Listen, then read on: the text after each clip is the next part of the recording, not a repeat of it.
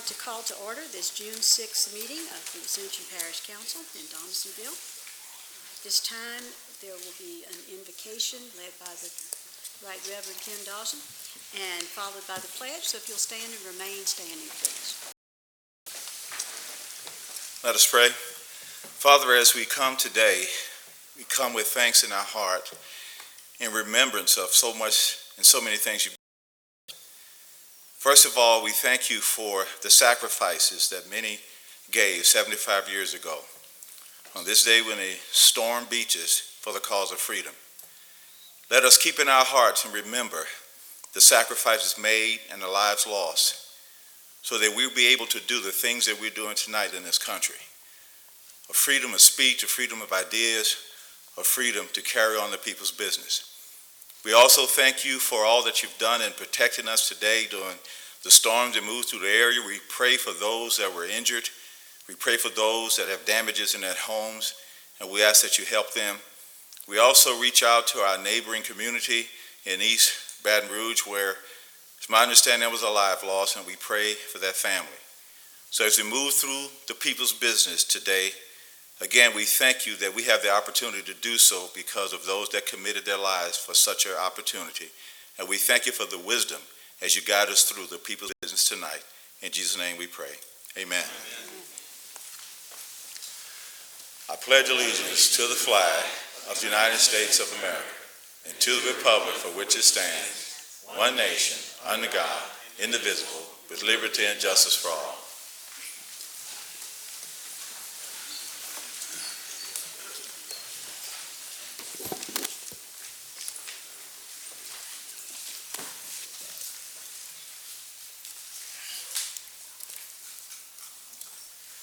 It appears that everyone has made it here tonight in spite of the weather and the efforts that several have made in their communities in assisting their constituents following what was terrible weather this morning.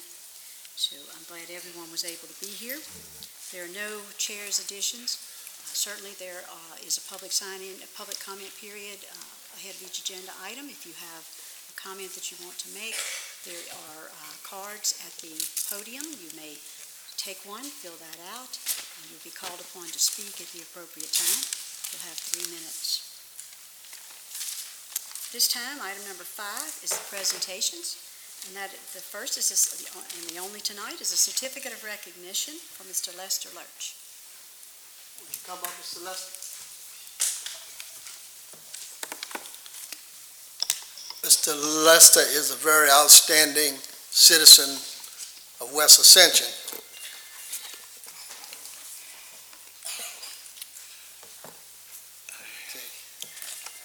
The Parish of Ascension is proud to present the certificate of recognition to Lester Lurch for your selfless service to the community and the entire parish by volunteering, picking up trash, and keeping his community clean, and by setting a shining example for everyone to take pride in their community and their surroundings. You are one of the people who make Ascension Parish the great place to live today. Thank you very much.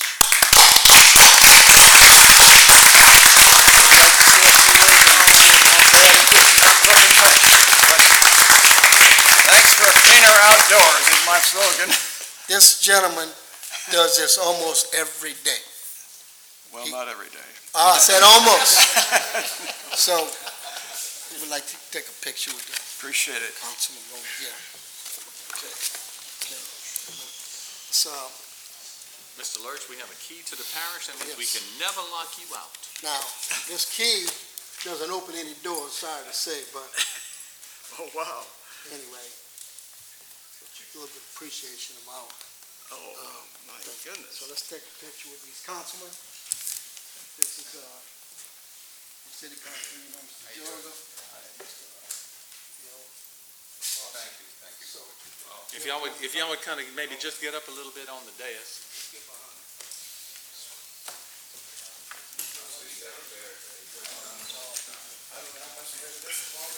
well, I'll tell you what, the community appreciates everything you've done.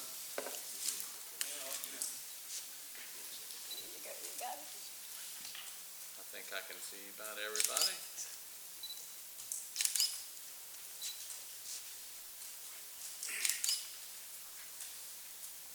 Beauty. Thank you, Mr. Lurch.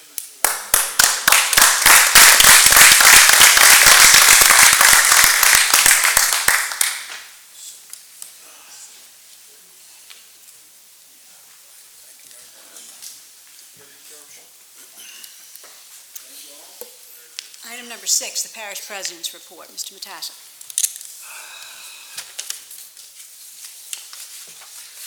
Okay, today we had, in Gonzales, we had a little over 2 inches of rainfall in 4 hours.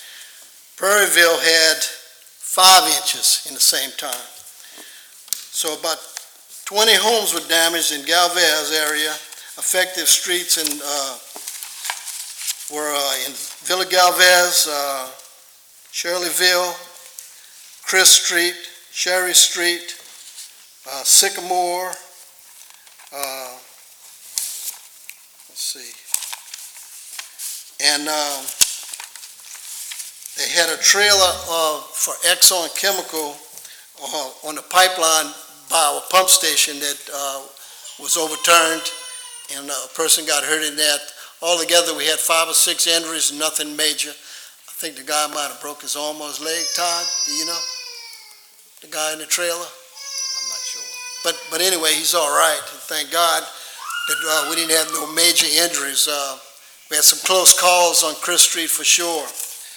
I'm going to bring up Ron to give us an overview with the drainage. We got the men working tomorrow and the next day picking debris up. We're telling people to put stuff by the road. We have a guy here with the church in Santa Monica. We're going to have some volunteers. We got the Cajun Navy coming out of Zachary for volunteerism to help get the stuff to the road. We can't go on the private property. So we're going to have all that coordinated. Ron will tell you what happened today, though, with the rest of the pump station and everything. Thank you, President. Good evening, Council. Sent out an email to you guys yesterday. We went ahead and didn't want to take any chances. We activated Marvin Bro yesterday around 9 o'clock in the morning and did a drawdown on that. And thank God we did that. We actually got about 1.5 inches of rain overnight. So we did pump through the night and had everything down again from the rain that happened last night, which actually did do some saturation to our parish. And then we got the big hit this morning, and we've been pumping ever since. So we actually ran all 7 pumps for a little while, but we are running 5 right now, and we will continue to run and not let our guard down and run through the night. Buxton Subdivision is manned and pumping. Astro Land has been pumped. Southwood has pumps delivered and manned. We opened sandbagging locations earlier this afternoon, and we'll be having people out tomorrow replenishing that. Henderson Bayou is being manned. I'm sorry, it's not manned at the moment. It's being monitored. When elevation is called, we will go and shut that floodgate. We do want to watch the A-meet and what happens at Port Vincent there. We are on top of it. As soon as conditions meet, we'll be out there and activate more Henderson. So personnel is, as Mr. Kenny said, we have other crews out with the road debris. All roads are open. We have debris crews coming back out tomorrow, and we'll be working this event through the weekend. And as we said, we will not let our guard down and work this through the weekend. Now, to my knowledge, it was Benny Johnson and Dempsey Lambert's districts that we were in today. Both of them were out there. If anybody else has any damage, please let us know. We are telling residents, because it's a good bit of stuff, that if we don't get it this weekend, we will make another pass next week. So if y'all got any questions for me or Ron, we just thank God nobody got hurt bad. Thank you.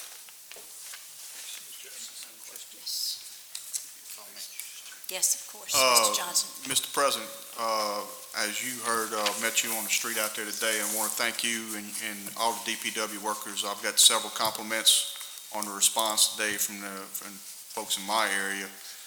We had several trees down, some cars damaged by trees falling on, a few holes punched in some roofs, not as much damage as in Councilman Lambert's area, but everywhere that I went and talked to people, they were very complimentary of our workers and how quick they responded and how hard they were working all day. So we definitely want to thank them for their efforts they put forth.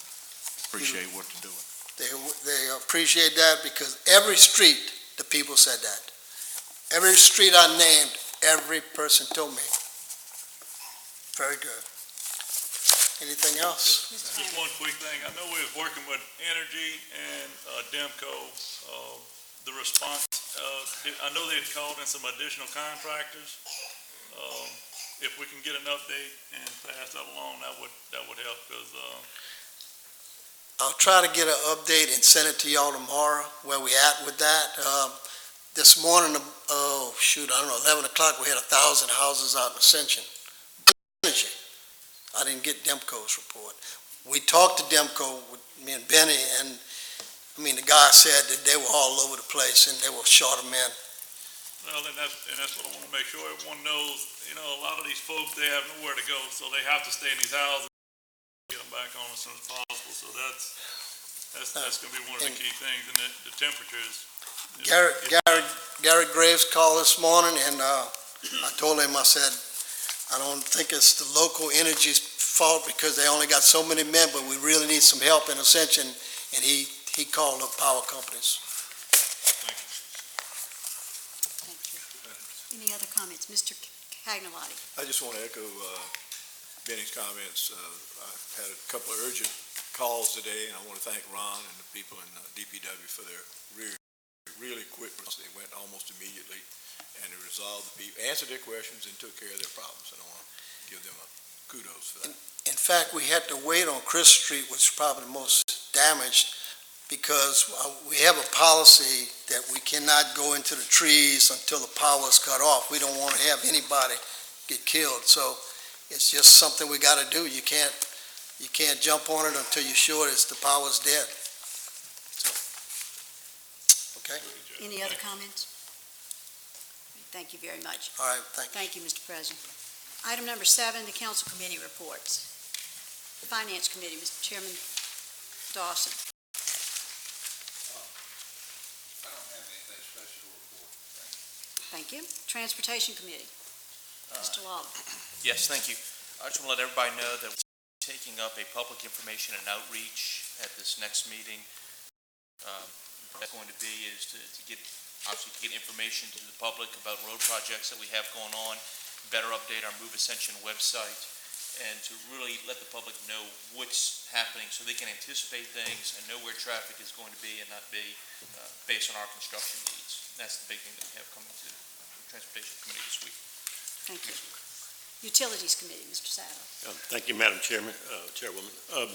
The big news here, and at the risk of being redundant, of course, is the cooperative endeavor agreement that was recently coming out of the Utilities Committee with a 6-0 vote. Very pleased with that. And then sanctioned by this full council 10-0.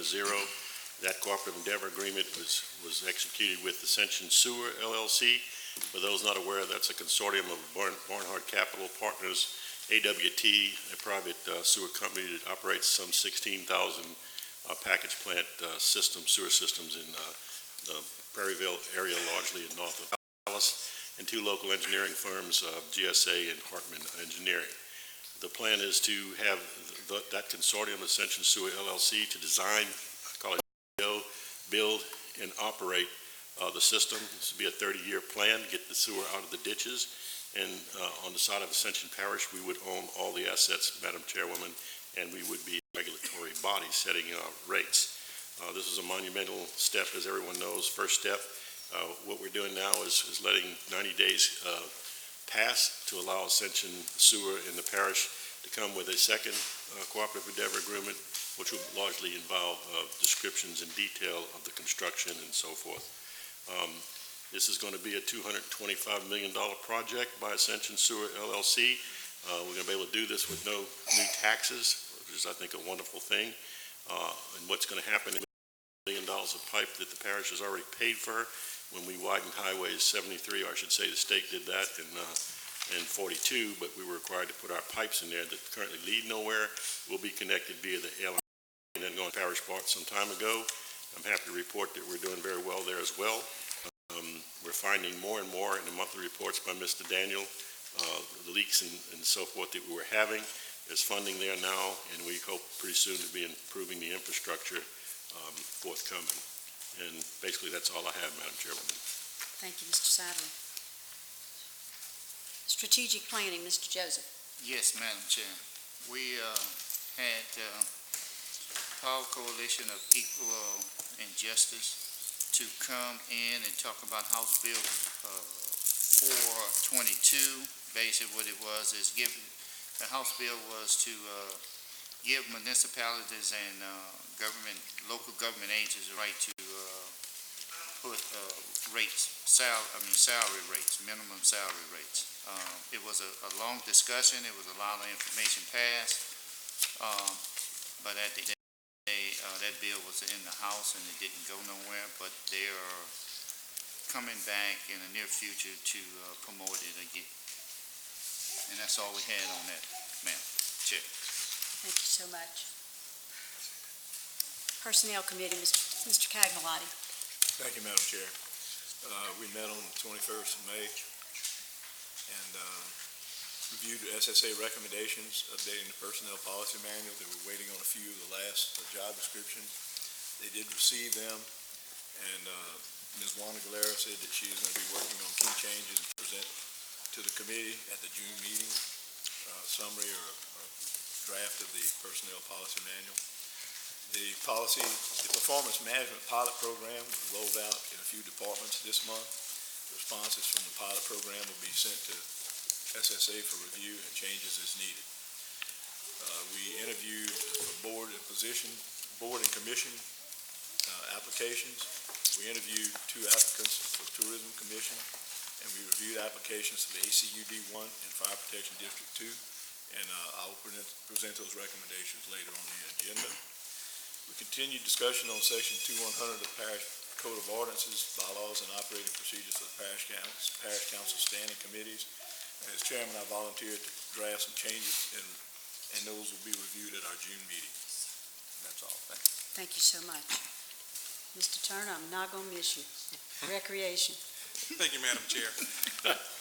As of right now, we're looking at the Jackie Robinson Park. We're working to update the lighting system there. They're looking to start playing baseball there, and those light poles were in pretty poor condition, so we are working to get those light poles up to date. Also with the Darrell Community Center, we are working to get those floors redone.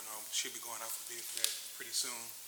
And also in Councilman Kluwow's district, they're working to finalize the building of the new center there. Thank you very good, very much. I'm so glad I didn't forget you. All right. Committee recommendations, item number 8, Personnel Committee, Mr. Cagnolati. Thank you, Madam Chair. For the Tourism Commission, the committee would like to recommend Karen Hatcher. Move.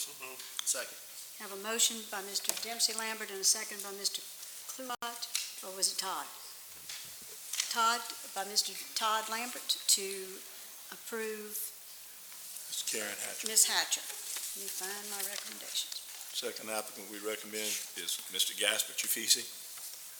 So moved, Madam Chair. Have a motion by Councilman Benny Johnson and a second by Mr. Todd Lambert to approve Mr. Chafici.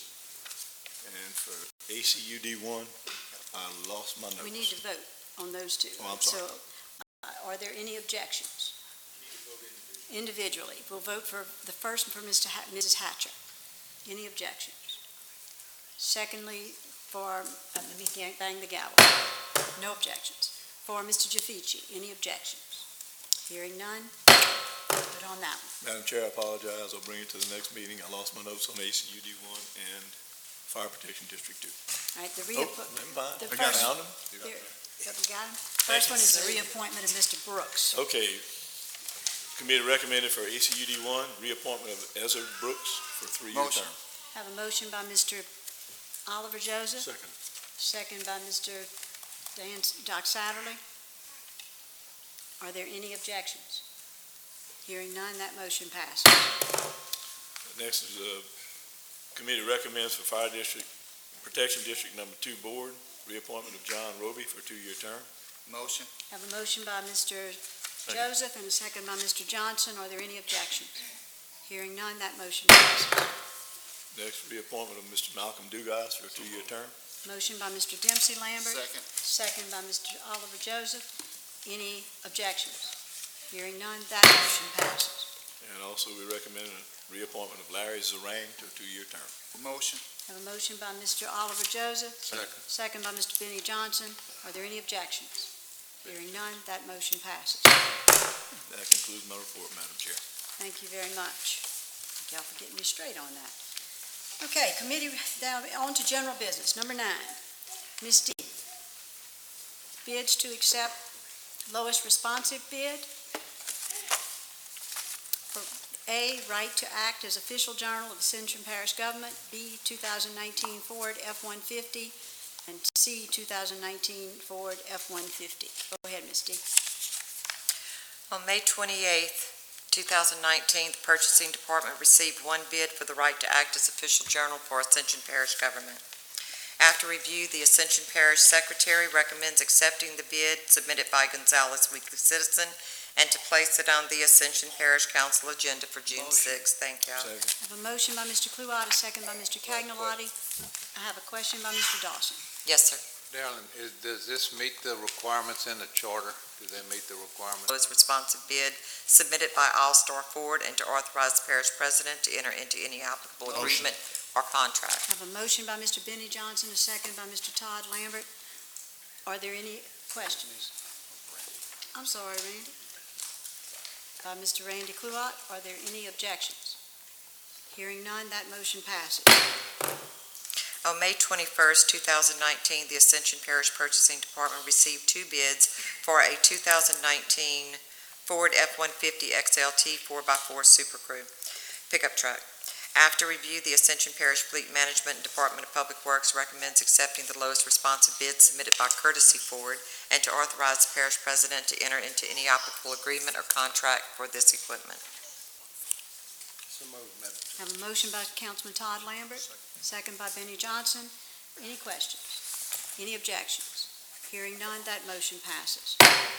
Item number 10, request for proposals. Continue, Ms. D, on A, dumpster rental and trash disposal. On May 16th, 2019, the Ascension Parish Purchasing Department received three proposals for parish-wide dumpster rental, trash disposal, and recycling bins.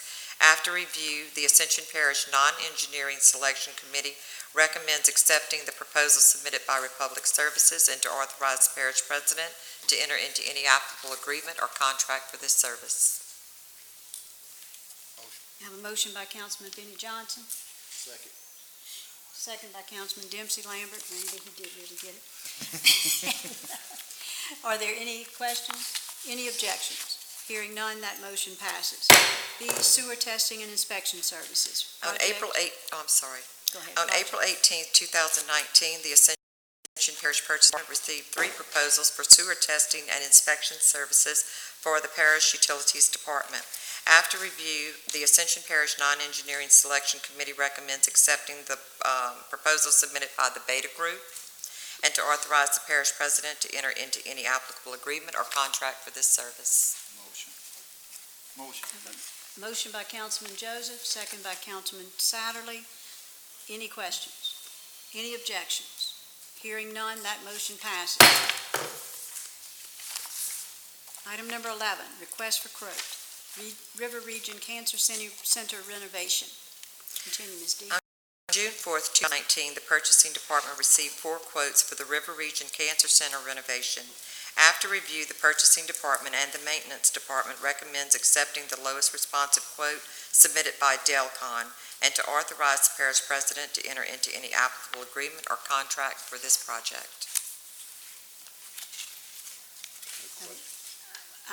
The chair would entertain a motion. I'll make a motion. So I have a motion by Councilman Dempsey Lambert, a second by Councilman Dawson, and questions. So what's this being purposed for?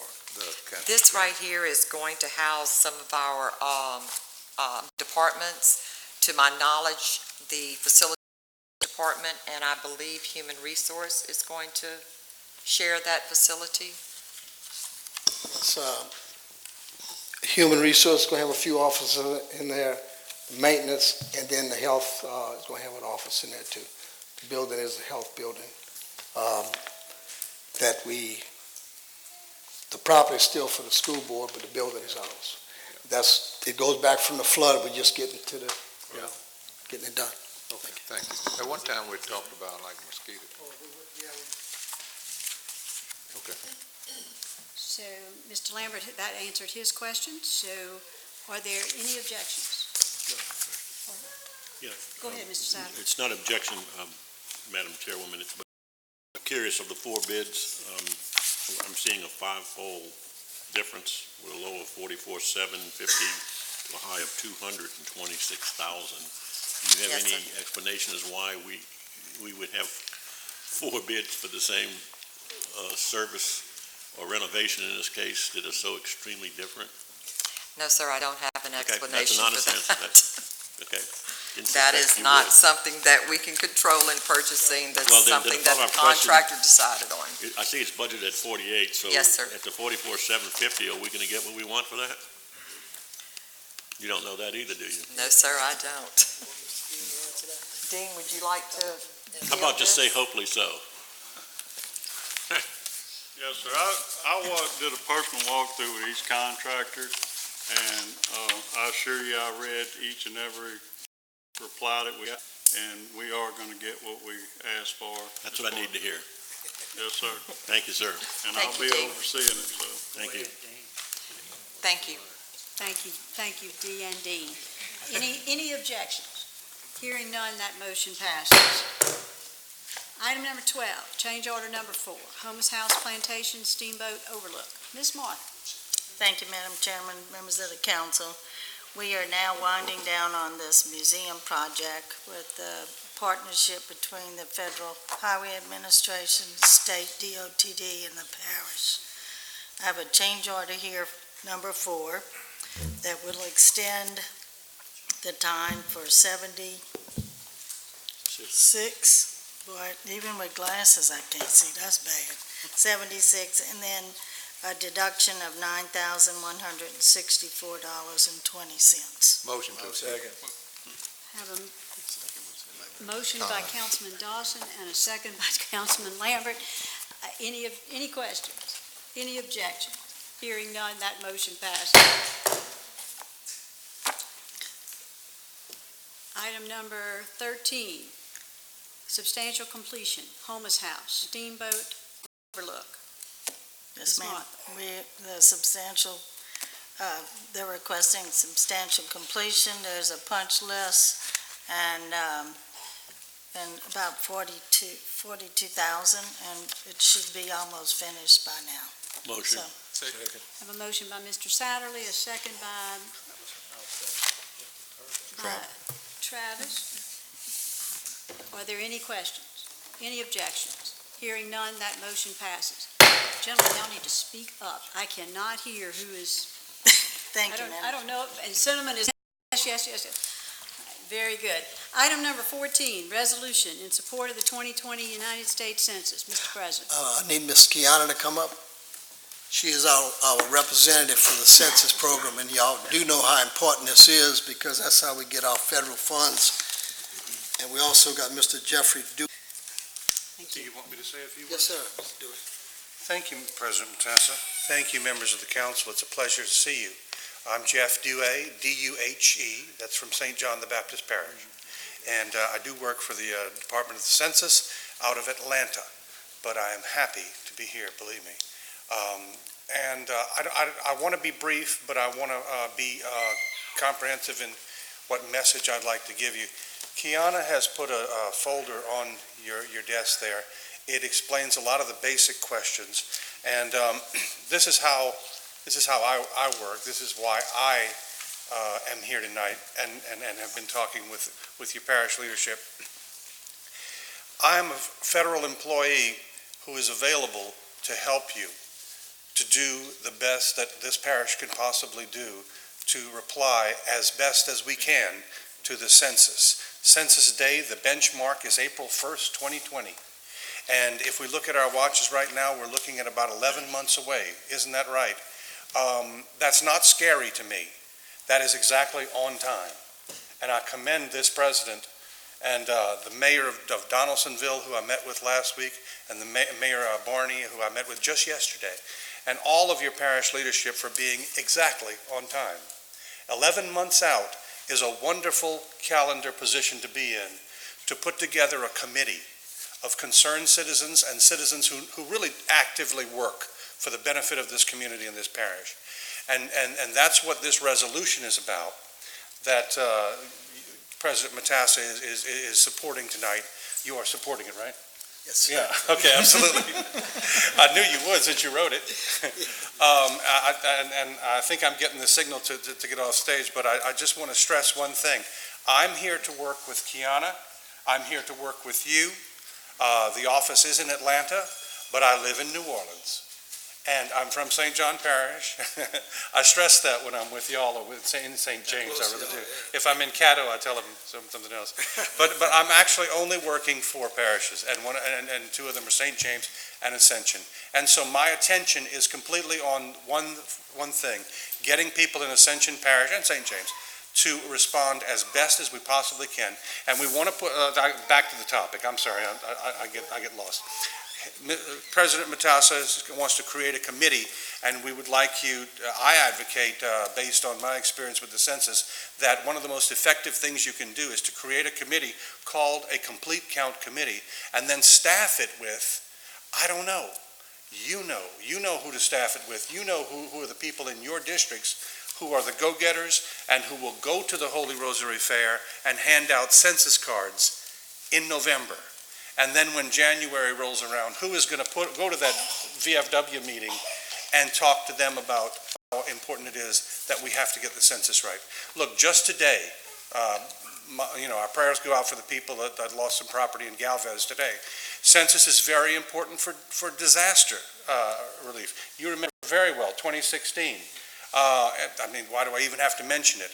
But census determines emergency responders. Census is the basis upon which, where are you going to put that firehouse? Are you going to be able to pay for that firehouse or that senior center? And census also, of course, is for federal apportionment. And by the time the census numbers come out for 2020, the folks in Baton Rouge will be working on redistricting too. So there's a lot of things that census data, it seems like it's going to be a little bit dry, touches in everyone's lives, and especially as public servants, you know that very well. But I'll wrap up by just saying the point of it is my card. It has my cell number where it says mobile. That is the number that is on my jacket right now. It is my cell number. You call me if you have any questions, please, because my job is to answer your questions and to get Ascension Parish's numbers up beyond 70, maybe even beyond 80% response would be great. So one more thing, Kiana's going to be contacting you, Ms. Terry, to go speak to your board with the library because they want 99% of the people to use computers.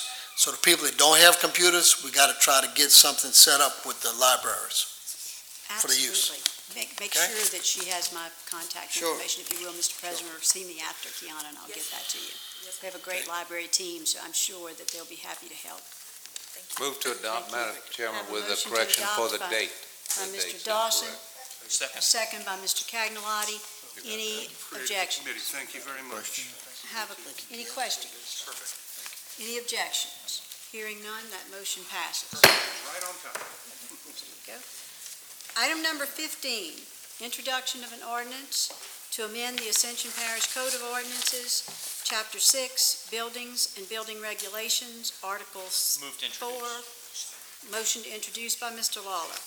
Item number 16, introduction of an ordinance to amend Section 1323, water service charges to the Ascension Parish Code of Ordinances. Motion. Have a motion by Mr. Satterley to introduce. Thank you.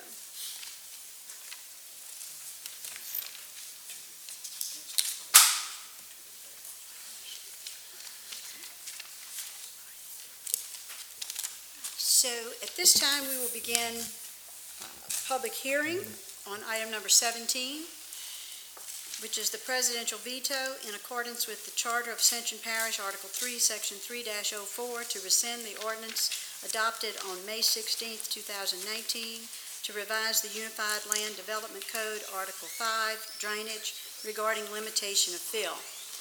we'll begin that public hearing. Then I believe that the president would like to have his team, after public hearing, to come forward and address their concerns, and then we're going to move. I'd like the administrative team to come up too. Mr. Matasha, if you'll please allow us to have our public hearing first, and then we'll have... I'm sorry. Wait till That's we okay. finish the public hearing. Thank you. All right. At this time, these want to speak? Okay, don't want to speak. Okay. Mr. Dempsey Pendarvis.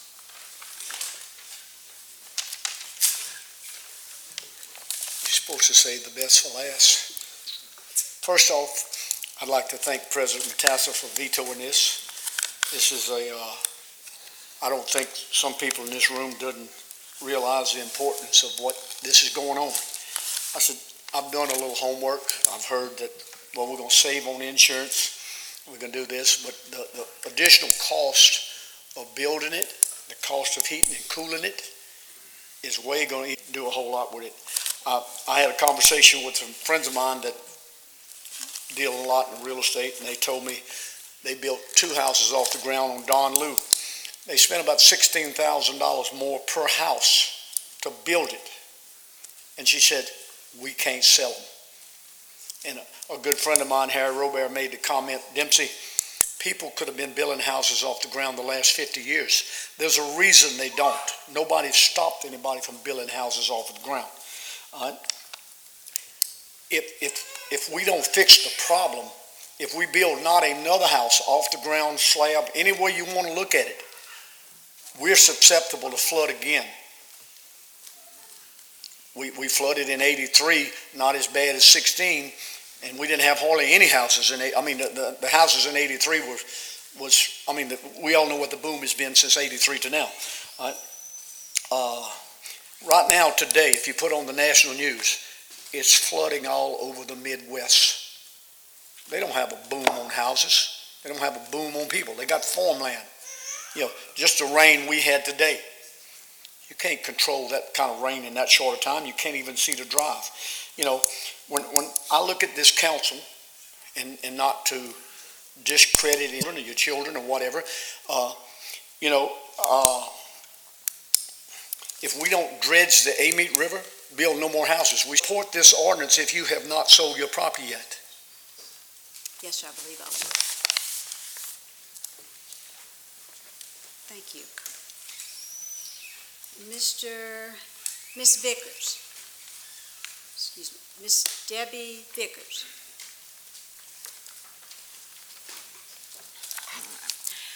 I'm going to first tell you, I'm not sure I'm for or against the ordinance. What I'm here about is that I just want a moratorium on all the new construction. I want something done about the drainage and the sewage. Ma'am, if you'll forgive me, you really do need to speak on this item. On this item, okay, well, I will be for overturning the veto. How about that? All right. Since moving to Ascension Parish in 2016, I have gotten quite concerned with all the construction going on in the parish, with what appears to be little thought to the infrastructure, the drainage, the sewage. I want things done about that. So I hear about this the ordinance because of that. And it sounded like a good thing. Anyway, my neighbors and I went up front today. We have had on Perkins Road for the first time, I spoke to the gentleman, the house flooded today. We moved over from Baton Rouge, Louisiana into where we're at right now, and we've put everything we have into our house. And if you all don't do something, pass this ordinance, pass whatever will help it, that's what we need. Something that's going to help with the drainage and keep the new building from just keep going and going and going. My husband was born and raised in Baton Rouge, and so he's pointed out to me in the area that everywhere I see ferns and those prawn things, that is swampland. But when I drive around Ascension Parish, and to the gentleman there, Mr. Joseph, I keep seeing people just keep building and building and building. And so I do want an ordinance that's going to help that. And that's what I'm here to ask you to do tonight. Thank you very much.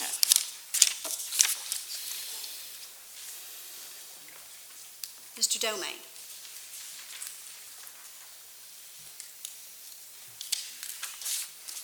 Good afternoon, Council. Thank you for allowing me to share these thoughts. And given the time, may I suggest these thoughts, share them, and then get an answer back from them with you, okay, as we go into further discussion? Mr. Domain, this is not a dialogue, I'm afraid. Okay. We were for you to speak in public hearing, but All right. it's not a dialogue. So we currently require a zero net mitigated fill for all developments, both commercial and residential. Can you share with us why this method is not acceptable to all properties, private and otherwise? Why is there a need for each site to provide a no-risk certificate signed by a drainage engineer which states this improvement to the property will not affect any other site in the parish? Are there any drainage engineers or parish engineer willing to say that this can work and are willing to sign off on it? Are individual property owners mandated to fill the same requirement of the no-risk certificate required that if they improve their property, they too have to prove they are not going to affect someone else? It's a pretty price tag to pay on such an expense. The ordinance that was amended refers to a 500-year floodplain map. FEMA's not requiring this, and it does not even offer us a floodplain map showing the 500-year mark. Can you provide the map that references this 500-year floodplain that's been referenced? Enforcement is the essential for the success of whatever ordinance is going to be put in so that we can grow respectfully. The concern is to how this will be enforced given the current manpower and staff. What's being done currently to get ready for this amount of work to be done?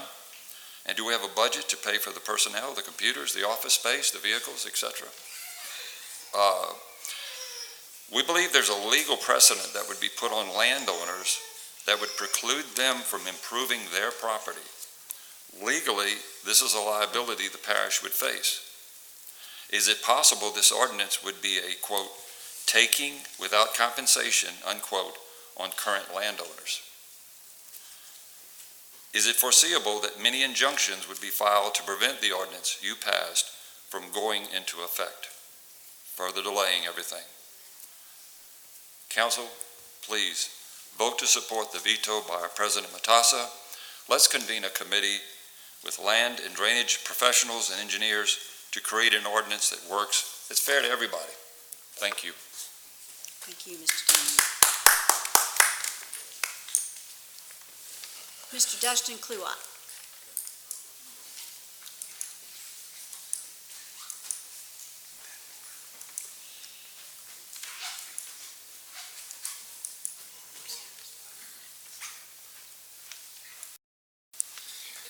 I apologize for the noise Rowdy's been making back there. I'm here neither for or against this ordinance, the veto. What I'm here to speak on is flood insurance. Probably not going to be a fan favorite, but as far as a 2 foot above BFE or 1 foot goes, my house is 2 foot above. I was 5 inches from receiving water in 2016. Had I been 1 foot above BFE like everyone on my street, I'd have flooded along with them. As an insurance agent, my only advice would be to make everyone go 2 foot above that are in flood zones, and those that are in X go 1 foot above. The flood program loses $80 for every $1 you pay in. I'll repeat that. $80, every $1 you pay in, they lose 80. All right. They have to raise rates sooner or later, or BFEs to increase funds. And when they do, you'll be glad that you're 2 foot above. As far as the 1 foot above, for those not in flood zones, 76% of all flood claims happen not in flood zones. I think, Randy, you said it last week that water knows no boundaries. Of the 6 flood claims I filed today, only 2 were in flood zones. And I'll be clear that that wasn't all in Ascension Parish. The rhetoric that this will end development in Ascension Parish if we enact, 2 foot above is just ridiculous. Impact fees, nobody will ever build in Ascension Parish again. Green spaces, nobody will ever build in Ascension Parish again. Let's sidewalks, nobody will ever build in Ascension Parish. You make developers do that. Curb and gutter, nope, no developer will ever build. Well, obviously it hasn't slowed anything down. And the fact of the matter is, unless you reroute the Mississippi or our school board goes defunct, business is here to stay. I appreciate y'all's time. Thank you. Thank you, Dustin. Mr. Brian Aguilar.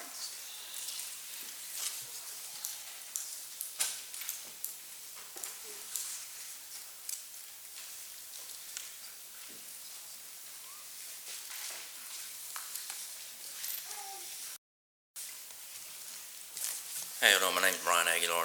I appreciate y'all letting me speak on this item. I am in favor of the veto for certain instances I'm going to talk about here. The new ordinance has a bunch of problems, and it's not even been passed yet or enforced. One being the 500-year flood plain, having to build above that requirement and mitigate above that anything in that 500-year flood map. If the ordinance passed as it is right now, we would have to make so many exceptions to the ordinance at this time due to the fact that we just don't have that information. I've talked with some of the administration at the parish, and I want to say that they do as great a job as anybody else, but I tend to have more questions from them than answers on some of the questions that I have as a consultant, engineering consultant, that would be obviously trying to get people to abide by this new ordinance. We're in a unique parish in the state, is that the parish ranges in elevation from 1 feet up to about 30 feet.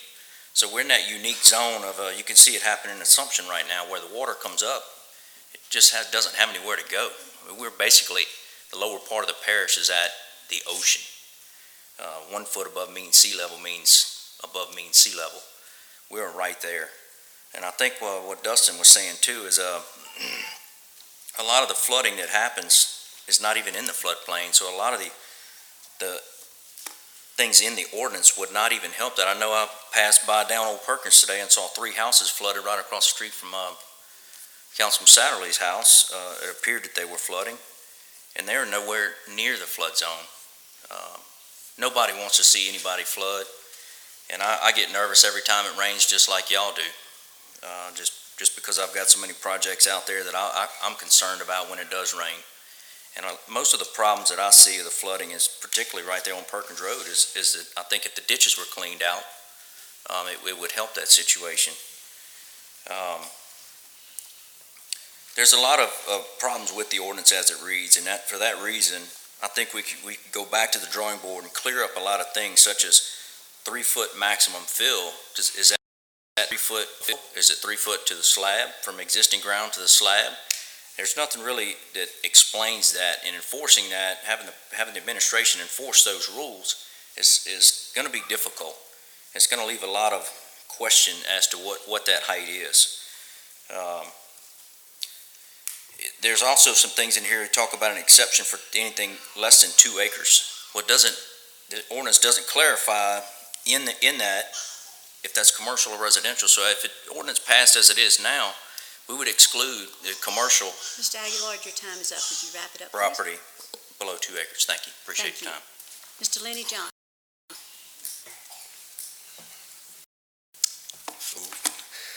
Lenny Johnson, I own Ascension Ready Mix, which is now Quality Concrete. Didn't get my new shirt in, so I couldn't wear it. But I appreciate all y'all do. I know you don't get paid enough and all to put up with all this all the time, but we'll see what we can do. I talked to most of you, or basically all of you, in the past couple weeks or so, or a lot of you today. And the only thing I can pretty much get is, we have to do something, to make everybody happy.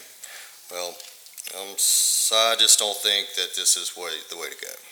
Kenny's right. I know you don't hear that very often, but yes, Kenny is right, and I'm glad he did veto this, and I think it would be bad for everybody, even just for the whole parish, not just for me. I know I'm in business here, but if we stop building here and we build in Baton Rouge, my business is going to be the same, but it will happen.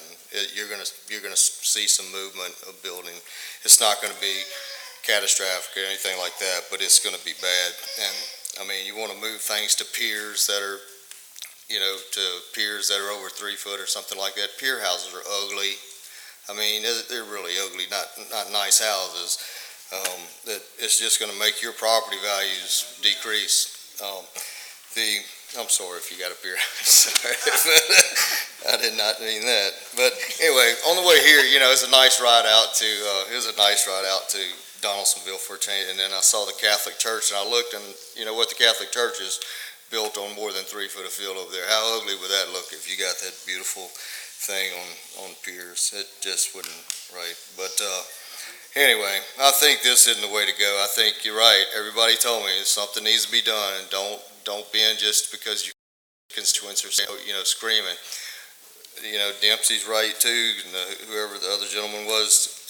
You got to clean the ditches, got to clean dredge the bayous and stuff like that, and get a lot of this water off. If you were here in the 80s, as Terry, I know you were, Dempsey, a couple of y'all know were here in the 80s, you still had the same problem. There wasn't houses built everywhere. I mean, we had to go 5 miles to get a hamburger or something, back then. I was here, I've been here 20 years, same problem, doesn't matter how many houses you got, I don't think that's a problem. You gotta work on your infrastructure, gotta get the things dredged out.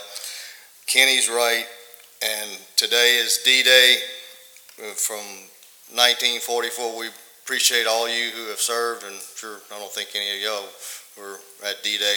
But don't let this be the D-Day of Ascension Parish to remember June 6th by, okay?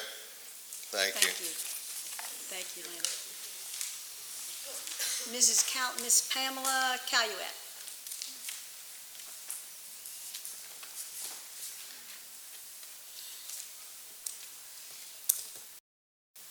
I'm glad to see I'm not the only one that was confused as to whether we wanted a red or a green label. I think I got it right. My husband and I moved here in 1993. We moved into a house that was 8 feet off the ground because we were about 20 feet from Bayou Manchac. We knew the land flooded. Wasn't a problem. Until 2016, we've seen floods come and go. The worst flood the closest we had gotten to that point to being flooded was in Tropical Storm Allison, but the water still stayed about 1.5 feet from our home. We were fine. We got 3 feet in 2016. Over the years, we've seen it get consistently worse. And I gotta believe that it's the amount of development and the way it's being done. I don't think this ordinance is the answer to everything, but I think it's a start. And it seems to me that there's nothing wrong with it as written, and it's something to build on. I hope that you will all consider voting not to rescind the ordinance, which is against the way it's written, right? And to leave the ordinance as it was adopted on May the 16th and work from there. When you decide to vote, think about who you're voting for. Are you voting for the residents who are here and who are going to suffer the consequences of development as it's been so far? Or are you thinking about the developers? The developers aren't going away. As a previous speaker said, they're here. They're going to stay. This is not going to change. They're not going to, we'll see them. So thank you very much. Thank you. Mr. Billy Aguilar.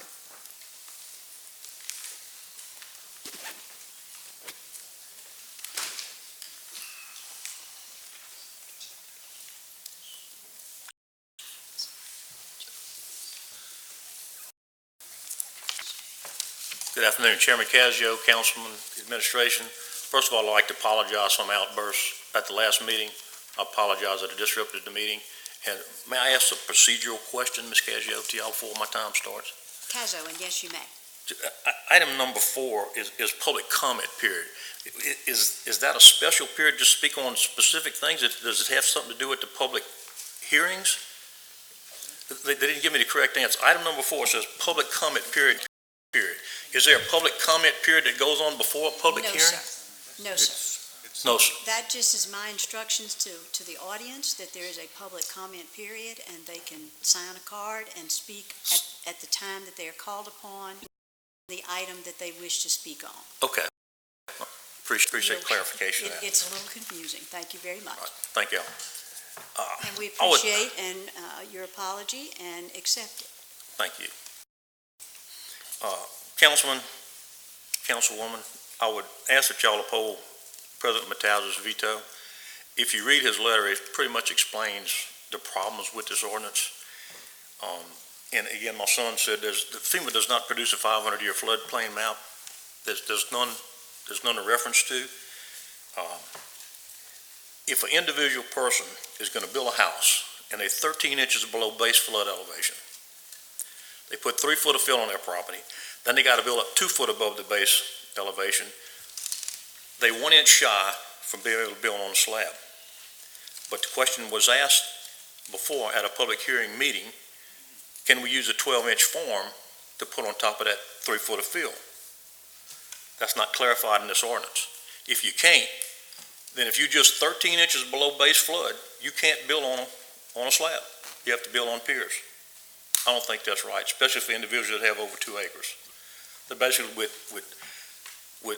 zero net mitigated fill, individuals should basically be able to do what they want to do, because all you're doing is taking, if you know what mitigated fill means, if you take a bowl and you fill it up with marbles and rocks, and you fill that bowl up with water, that top of that bowl is the 100-year flood elevation. Take the water out of it, take the rocks and move them around anywhere in that bowl you want to go.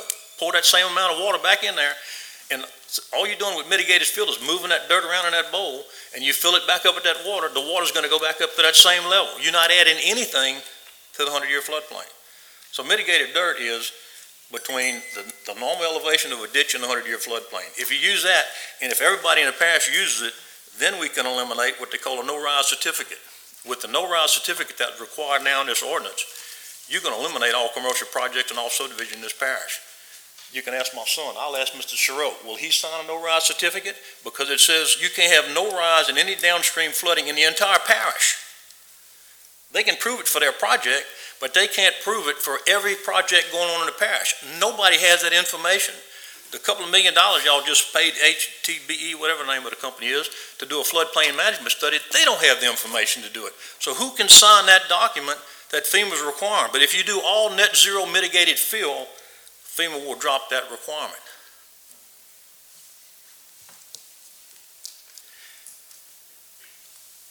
There was an amendment to the ordinance last time that stated that an individual that's building a lot, we're going to hold his CO if he doesn't do his pond right. Why don't you do it with a permit? When you issue a permit to build a house, they have to have the dirt to build the foundation. Is also with a green card, and Quinn Bubba Richard is also present and did not wish to speak. At this time, Mr. Matassa, you feel free to have your administration address the council.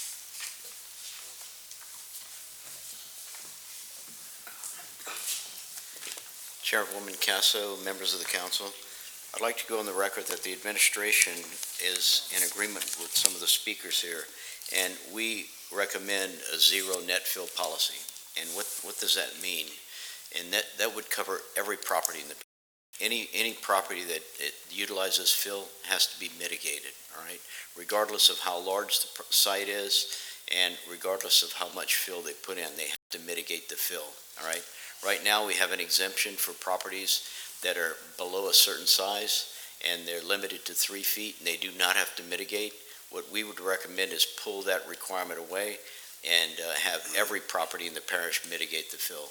But I have several items that I'd like to go over with you.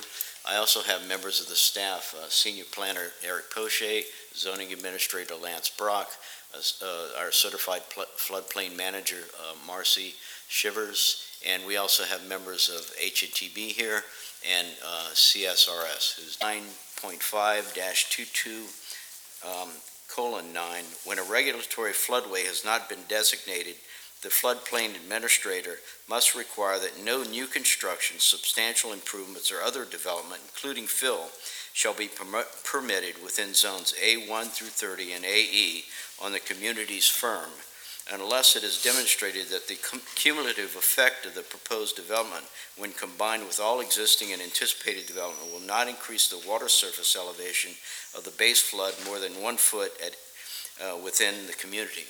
Right now, under the proposal that you have, under the ordinance that was passed and is up for consideration tonight, we don't have a mechanism to enforce that, all right? If we adopted the zero net fill policy, that would basically take care of this requirement, right? So that's one of the things that we would like for you to consider, all right? Secondly, we talked about going to 2 feet over BFE. Requiring a landowner to construct their home at 2 feet above a 100-year base greater a reduction in insurance. This basically gives us minimum points in order to do that. Now, if a property owner wants to elevate their home to 2 feet above on their own free will, they will get an individual reduction in their insurance rates for sure, but it won't help us tremendously with the CRS program. I'd like Eric to kind of address some of the other issues that we're talking about here. Good evening. Basically, I've gone through the ordinance and looked at, there were typical conflicts. Obviously, the 500-year floodplain is nothing we have mapped currently. The verbiage that was in the ordinance, it did reference the C ordinance, but since we had it in the Code of Ordinances, administration thought it would be best if it were repeated word for word verbatim to make sure there's not ever any confusion for that. And then there's a question of getting the baseline of starting from, because there are places all over the parish where you may have fill on somebody's property that were put there a year ago, 2, 5, 10 years ago. And in order to get that no rise certificate, the administration feels that it would be much more onerous for an individual property owner to get that no rise certificate when you're looking at the C ordinance and you're having fill that's not mitigated on other parcels, where they've got to look at the whole parish or an entire watershed as opposed to an individual property owner. We feel it would be much less costly to the individual property owner to mitigate the fill on their individual parcel as opposed to taking the entire watershed into account. There were in 17507, there were just minor conflicts as far as the differences between half acre, 1 acre, 2 acres. As Mr. Aguilar had said, there were some instances where you might have exempted commercial properties from having to mitigate any fill if they were below 2 acres. And then the long-term accountability of the mitigation facilities as far as the ponds. What's the baseline? Are we starting from the time the ordinance is enacted and going from this point forward? There are mitigation facilities that are already in existence. How far do we go back and what do we do as far as that goes? And then there's the enforcement leg, where once a certificate of occupancy is issued and somebody's already in the home or in the subdivision, if you go through 5 years later and you do an inspection and they're found not to conform to the regulations, what mechanism is there for us to enforce that? And again, as Jerome said, the zero net fill addresses a lot of those problems and takes care of a lot of those problems. It's a more fair way across the board. It makes it less onerous on the individual property owner, and it precludes us from having to enforce the C ordinance.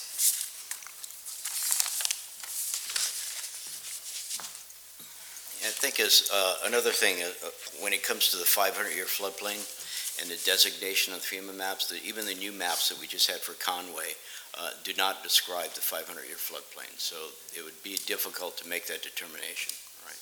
So with that, I'd open it up to any questions, technical or otherwise, that you might have. Right? Mr. Dawson. No, thank you, and appreciate all the information. So I'm curious about this ordinance, the 60.3C. So what was the language that was proposed in the amendment? How is that different than what's currently in the ordinance? Is there any difference? There's verbatim, there is a difference. I mean, there was what's the basically summarized, but Eric, do you have that exact language? It's a C ordinance. We adopted the C ordinance. Is that correct? We adopted C ordinance is adopted. It was and adopted that's what was ago. proposed in the amendment was a C ordinance, right? But it was more of a paraphrase of it than the exact language. No, we What corrected we would that. recommend is putting the exact language in there. If you had the latest copy, that was corrected. Okay. And we had it was verbatim, what was passed was verbatim what was in the existing ordinance. And it allowed for a 1-foot rise.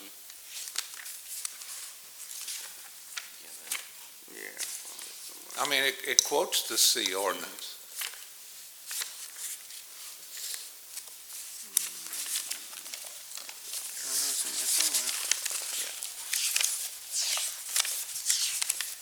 I mean, the only reason that was put in there was just to emphasize it. No, and we agree with that, absolutely. Okay, so now let me ask you this. You still, in the current ordinance, tell me what year that C ordinance, how long has that been adopted in the parish? I think it was adopted, it looks like it was adopted November 19th, 1992. 1992. Right. And we haven't been able to enforce that since 1992? Well, there hasn't been enforcement that we're aware of. You haven't enforced it since 1992? When we have projects that have had mitigation and have used the zero net fill mitigation, these are subdivisions and large projects, in particular commercial projects. The C ordinance doesn't say anything about zero net fill. It says, let's read it. Let's read it. Me and you read it together. No, but what I'm saying is that when you do a zero net fill, which is what happens with subdivisions now and with commercial properties, you meet that requirement. You meet the requirement is to look at all past and future. That's part of the requirement of that ordinance. So you saying you've been doing that since 1992? We have, not well, doesn't that ordinance say that? Yes. It does, but you're not in compliance with it then. Well, the parish has not been since 1992, as I understand it. Okay. That goes way So back what's the when. difference? I mean, whether you adopt it, the amendment has the exact same language, and you're telling me it's terrible and we can't enforce it, but you haven't been enforcing the same language since 1992. Let me ask you this. All I'm asking. If you don't enforce, let me ask you this. Tell me about that C ordinance. Is that a requirement of whom?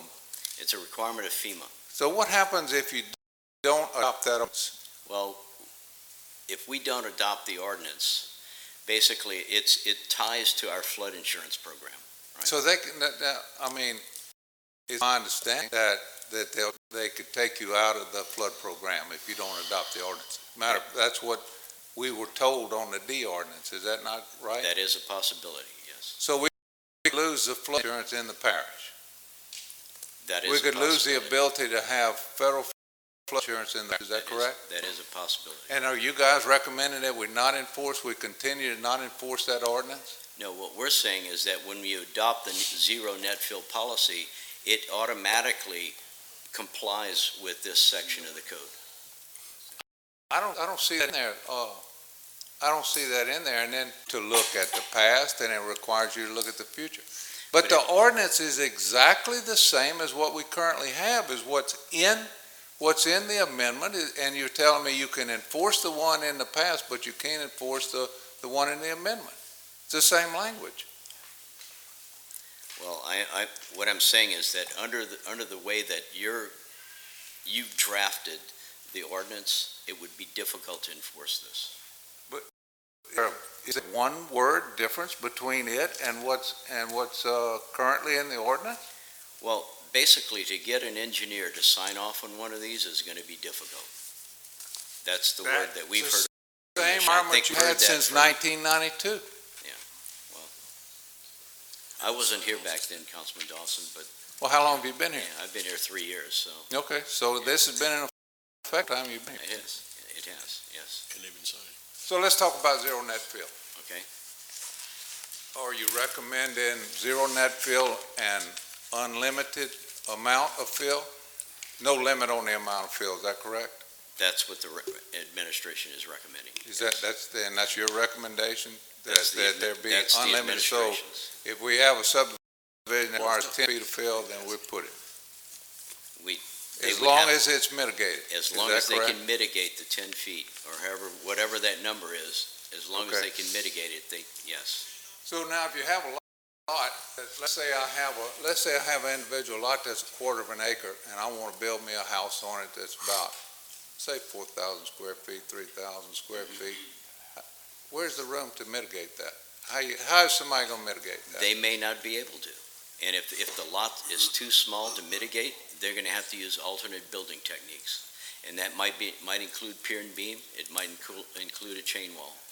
So we take people that have a small lot, we're going to make them build on these alternative, use this alternative method, pier and beam.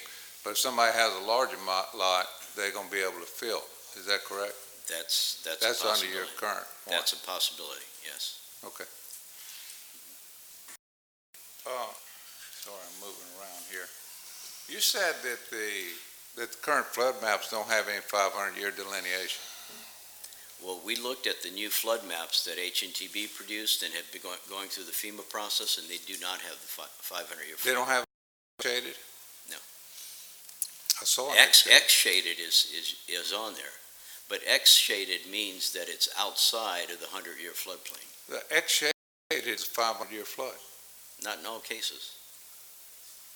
Well, we'll have to argue about that later, but, you know, I agree with you that most of the parish doesn't have the 500-year flood delineation. Right. But it's not true that FEMA doesn't issue maps with the 500-year flood delineation. And we had, when we did the one for Panama Conway, it's my appreciation, that the X shaded outlines the 500-year flood. Maybe we disagree on that.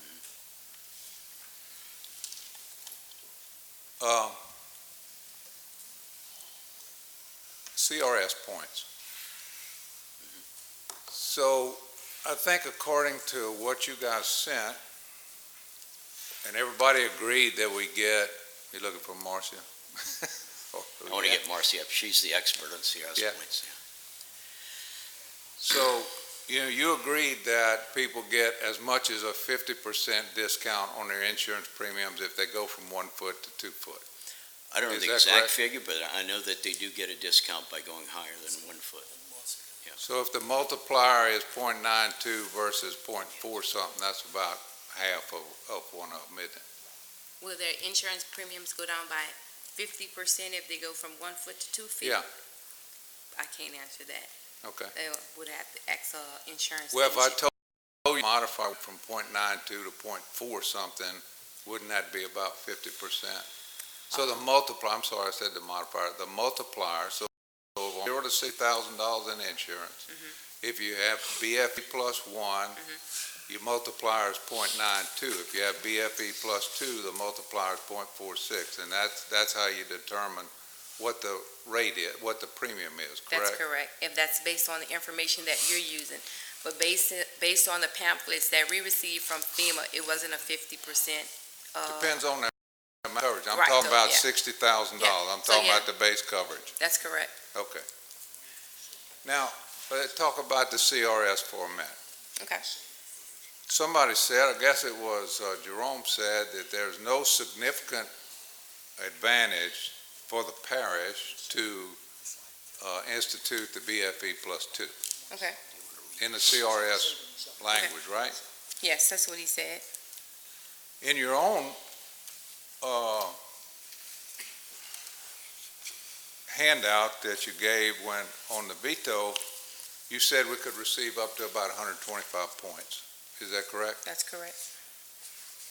So doesn't that get you 25% of the way to a better discount? That would be, we get 100 points. If we go to the 2 foot freeboard, we will qualify for an additional 125 points minus open space, minus unnumbered A zones, and also a 25% difference if we don't meet certain other qualifications in the CRS program. So even if we got an additional 125 points, even if we qualified for max, it still wouldn't drop our CRS program from a 8 to a class 7. But what I'm asking is if you got 125 points, you would be 25% of the way towards a discount. Because it's 500 points. Yes, we'll be closer towards that. Yeah, we're closer toward getting that percentage that you're looking for, yes. So myself, if I get 25% towards a goal, I count that as something that I achieved. Mhm. For example, if we had right now 300 and some odd points, I can't do them. On the mitigation ponds is just to inspect them one time and then forget about them? What is the recommendation? No, the recommendation is not to inspect one time and forget about them. They would like to see a process where they were done either every year or every 5 years, depending on the property, and then possibly have some kind of an enforcement, whereas if they don't comply, then the parish could possibly go in there and effect the repairs and place liens on the property if it's not taken care of by the property owner. Well, I think we had that language in the amendment. Then what I saw was that it hadn't been done after 6 months and no COs would be issued. I'm going to have to defer to Councilman Lawler. That was with the initial inspection. They're looking at the wrong, okay.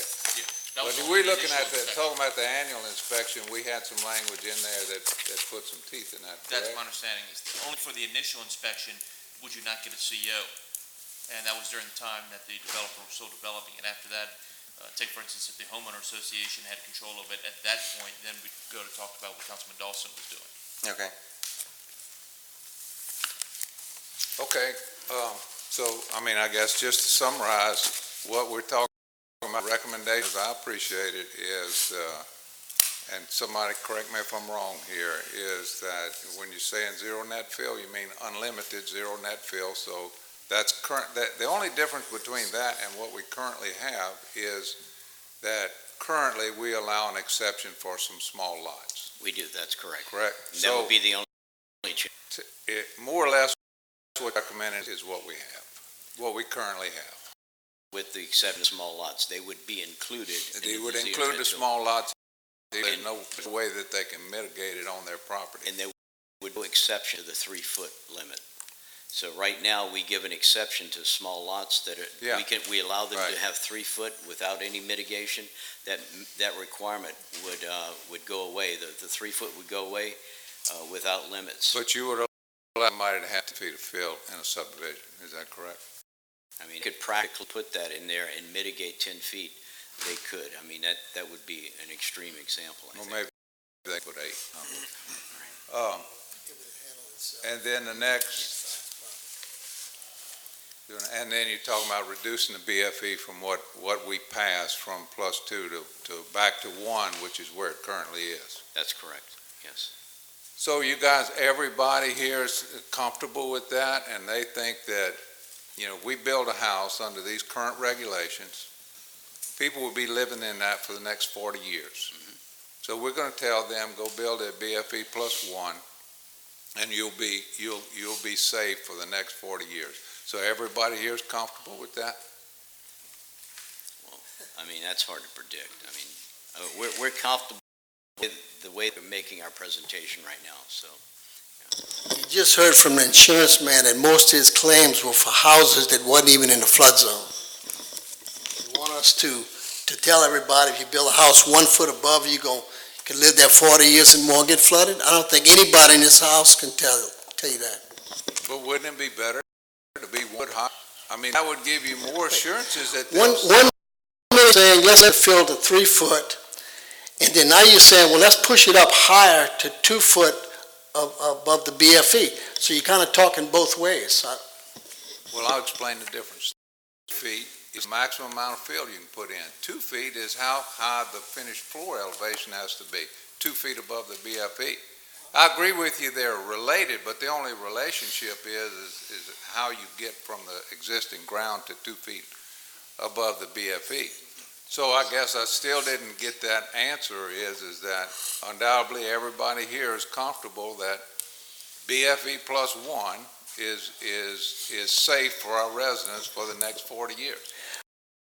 You okay with not accepting the floodways until they put them on the firm maps. So I'm just saying, let's wait till FEMA raises it from 1 to 2 feet, and then we would change it, just like you would do on the floodways. We're going to do that. When do you go firm maps to change for the floodways? Well, when they get it, The same thing. well, it's not the same thing. The floodways affect a very small amount of people. We don't even know. But we're not talking about floodways right now. What we're talking about is, this is a decision we have to make is, are we comfortable? Are we telling people this is a safe place to build your house, realizing that they're going to sit on that slab for the next 40 years? Listen, now, one of the reasons I'm concerned about this is I had a house that flooded in 1983. And when I built it, I was above any known flood elevations. But guess what? It changed in the next 10 years. And we've seen that here in the parish, it's changed. I'm sorry, Madam Chair, I got away from questions, so I'm through with my questions. You may question or comment, Mr. Dawson, that's fine. Mr. Satterley. Thank you, Madam Chairwoman, and I borrow from my esteemed colleague, Mr. Cluot, and say, real quick, but it's not going to be real quick. I really, honestly, and this is going to sound disingenuous, not to speak at all, but I'm just compelled. I've got a napkin here full of what I consider blasphemous remarks made here tonight. Let's start. I believe it was one of the two. Everything was flooded, and you concluded that this is for no other reasons that, sir, that the ditches needed cleaning. B, capital B, capital S. Okay? Look on my Facebook site this morning and take a look at how I published pictures of my pier home, because that's what saved me. 7 or 8 brick levels with mortar joints in between. I'm a brick and a half. Brick turned sideways is about, I don't know, 3 or 4 inches from water coming in my home. Unfortunately, my shed in the back, which withstood maybe $3,000 to $5,000 damage just today, is not on pier construction. It's on grade. And I took about 1.5 feet, close to 2 feet of water in there. My front yard was kayakable, as was my backyard. Yes, the ditches were over top, but as I told Councilwoman Cazzo in Annie Chambers, the most miraculous thing for me, and I'm no engineer, was the water came up in a matter of hours. And in a matter of hours, those ditches did their job. No, sir, Mr. Aguilar, they didn't need cleaning because the water was gone. And when I left, I could see my driveway again, the overtop ditch in the front, parish-owned ditch, which is being well maintained. Thank you, Ascension Parish. As well as the state on Greenbrier-owned ditch on Perkins, have the corner home. Huge, big, deep ditch. Big rain, inundated. Had nothing to do with ditch cleaning. I'm telling you. I would like to, let me finish. Let me finish. I have the floor. We had an apology. We don't need to have it again, okay? Now, I've been threatened, and people told me to move back to Slidell last time, and I will not tolerate this. I heard another individual, Mr. Cluot, Dustin, I believe, come up here and talk about, well, and he's in insurance business, right? I'm going to quote him. I would have had flooding water in my house in 2016 if it wasn't at BFE +2, whereas my neighbors at BFE +1 did. Whoops. Imagine that, okay? Plus, he talked about the tremendous insurance savings, but I'm going to leave that to Bill Dawson. I think he pretty adequately covered that just moments ago. Number 3, I believe it was you, Mr. Domain, Roy Domain. You said, and others shared your viewpoint. All of you builders, that no engineer's going to sign this, no engineer's going to sign this. I hesitate to bring up St. Tammany again. It seems to be a terrible thing. And maybe one day I will move back there, but in the meantime, I'd love to bring their laws here because I love Ascension Parish. And trust me, they have engineers over there signing up all the time, including on my property, which was just lifted by an SRF repetitive grant program through FEMA. Number 4. If I could collect my notes, I apologize, Madam Chairwoman, because there are napkins here. It's no problem. Everybody's going to have their... Someone up there, I can capture the name, I believe the gentleman said he worked for Ready Mix Concrete, and he's right, he did talk to me and so forth. I apologize, sir, for not knowing your name. I'd call you directly. You said that pier homes are ugly. I take offense to that in both my Slidell home and my Prairieville home because they're both on piers. One just a little bit higher than another. They're lovely homes. In fact, I would invite you, sir, to come to my subdivision in North Shore Beach. And let's not tour it because we're not as affluent as our neighbors, but we can skip over to Eden Isles and go to Lakeshore Estates and look at pier homes that are up 14, 15 feet in the air. And they rival stuff you would see in the country club of Louisiana. I agree with Mr. Lawler, who spoke extensively on the subject and correctly in the past, and other speakers tonight. People are going to still build homes. They're going to come here for our schools, and we all darn well know that. Okay? Let's quit all the scare tactics about impact fees. Let's quit all the scare tactics about the green ordinance and putting in playing spaces for our children and sidewalks and trees in the front and backyard, and add that money when you sell your home to the mortgage, flip it into a 30-year fix at low interest, and it's a Burger King, Coke, and a French fry a month. That's a fact, Jack. Where are we at here, Madam Chairman? Number 6 or 7?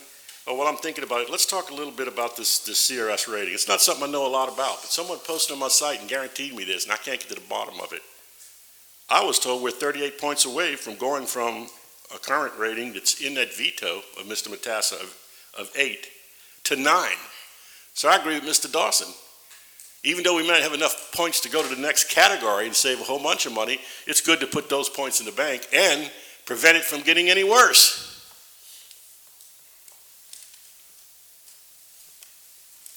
Number, I don't know where we are here, 7 or 8, let's see.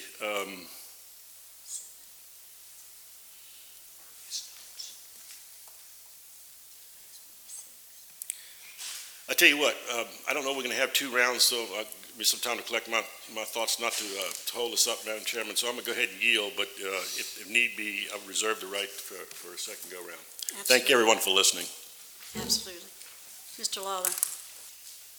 I've heard people say that we're doing this just to do it to make people happy. That couldn't be further from the truth. You know, this is going to make some people happy. It's going to make some people unhappy. That's definitely a reality here. There are some people whose land is going to decrease in value, and don't think for a second that we don't understand that and we take that into consideration. But what we're looking at, what I personally am looking at, is what is good for the greater people, what is good for the greater amount of the parish. Not just population numbers, not just population, but what is good for the long term. So no, we're not doing this just to make some people happy. We understand that there will be unhappy people, but this is best for the parish as a whole.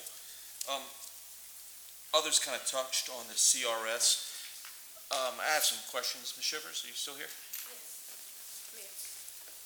And Councilman Satterley and Councilman Dawson touched on it. And I believe Councilman, I was going to ask this because I've heard rumors about it. How it can drop, right? Our CRS number can drop? Yes. How far are we from the next level down? To class 9? Yes. 38 points. Okay, so that's correct. That's I've heard the same thing also. Yes. Would it benefit us to have another 125 points on there so we don't drop? Most definitely. Thank you. Moreover, it's an accumulation, right? You don't, it's not a one-time thing. We get a bunch of points and we have to sit there. No, what it is audit every 5 years, different things that you do within the parish to obtain points to go from one class to another class. Okay, so during, do you know when the next 5-year audit is? 2021. Okay, so we have enough time that if we accumulate that 125 points, you could probably come back to us with some recommendations on other things that we could do to reach the next level. Would that be correct? Yes. Okay, that's something we're probably going to want to see one day. You know, I think gorgeous. They didn't seem to have any problems getting that built and limiting their fill. Now, they use some fill there, but I'm telling you, it can be done.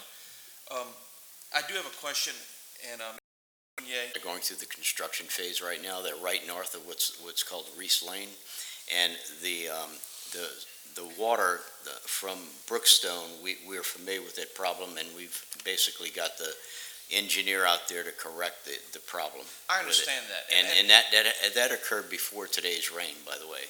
It's occurred several times with them. But It has. And I understand that y'all have been out there correcting it, but my point is, the engineers put together a plan that was supposed to protect the surrounding area, and it failed miserably. Yeah. And we're supposed to believe that if we go to zero net fill based on these engineering plans, that everybody's gonna be perfect with it?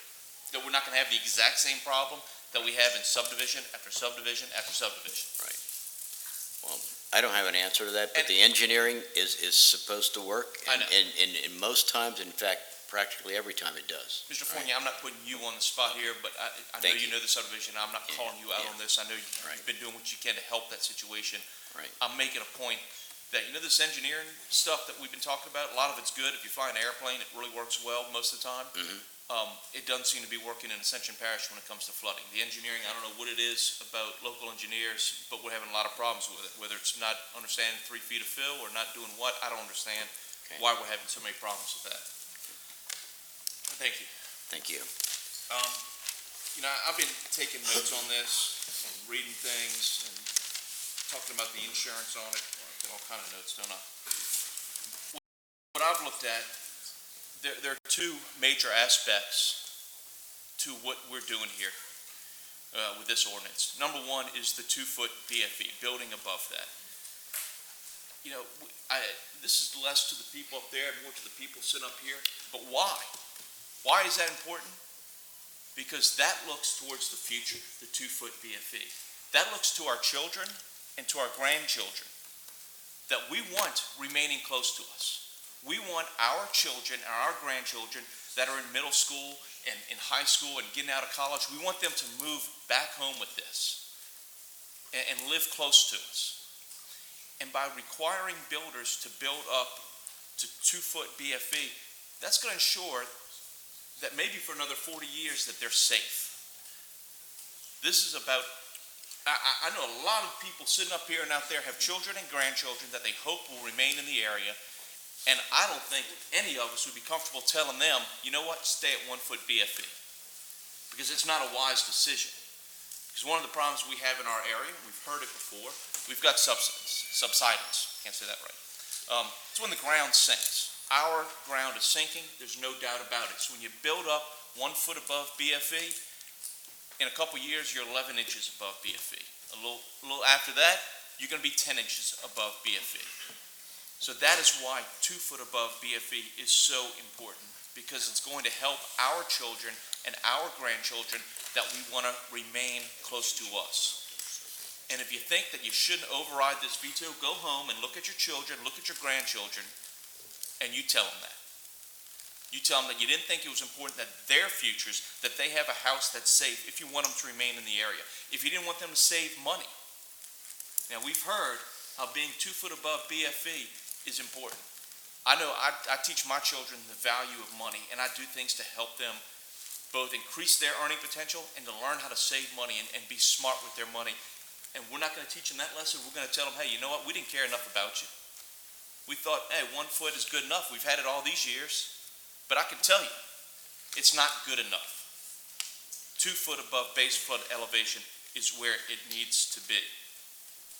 And, last time somebody tried to eviscerate the 1 foot above, eviscerate this entire ordinance by changing it back to 1 foot BFE. That's just ridiculous. I don't understand. Why would we not change what is not working for us? It's a problem. Today, I drove around my district. I went to 3 houses that were flooded. Not a single one would have flooded if they'd been 2 feet above BFE, if they'd been a foot higher. Not a single one of those houses would have flooded. Now, they weren't all because of new development. I can tell you one, they had plywood stuck in a drain, blocking a whole drain pipe, which is just, quite honestly, it's bad luck. It's, we clean out these drains on a regular basis. Who drops plywood in there? I don't know. But, it's not just about our children and grandchildren. All of us up here, sitting up here, represent people that have lived in this parish for years, for decades. That's where you limit the 3 foot. Because what we don't want is we don't want a subdivision going up to right next door to another homeowner, to a subdivision, and it's going to put water on them. Now, we get engineering that says it doesn't, but I can tell we got people out there that know that the engineering isn't worth the paper it's written on, as Councilman Satterley is fond of saying. Many times, it's not. This is about helping our current residents, the people in Quail Creek, the people in Lake Somerset, and Wood Lake, and Driftwood, and Cessna.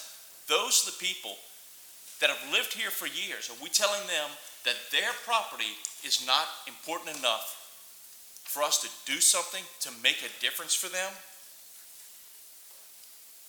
I'm willing to say that we need to do something, not just to make people feel good, but this is going to make a long-term difference, and we need to do this. Because if we're saying that we're going to go to zero net fill, that's exactly what we have now, and it's not doing anything. That's what the veto would do. Go back to where we were before and continue to allow people to flood.